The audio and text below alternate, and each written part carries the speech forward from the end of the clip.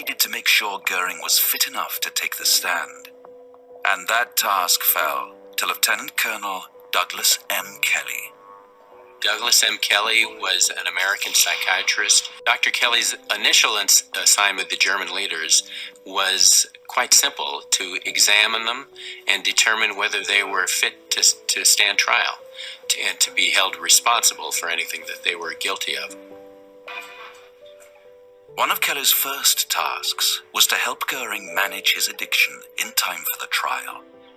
But he also had another agenda: to medically determine and define the personality type of a Nazi.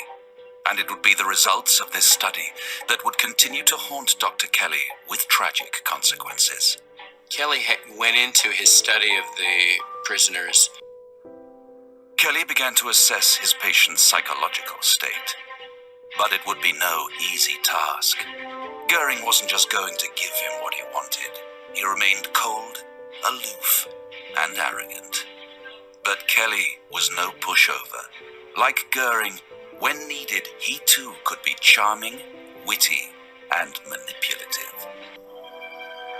Kelley continued with his assessment, and before long, the two formed a mutual respect. Goering started to cooperate with Kelley and complied with taking part in the tests. The main one that he relied on is called the Rorschach, a set of cards with ink blots on them. They were completely abstract images. They didn't represent anything, or a painting, to elicit stories from the respondent. When he gave it to Goering, one who was more like him, and then one who was more intellectually gifted, and Kelley's interpretation of what he could see there within them.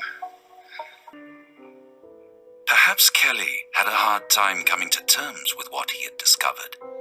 Possibly the things he had seen and heard during his work had taken too much of a toll. Rumors were starting to spread that it was Dr. Kelley who had helped Goering to end his life in 1946. Many people, of course. Another is that Kelley left Nuremberg about 9 months before Goering's suicide.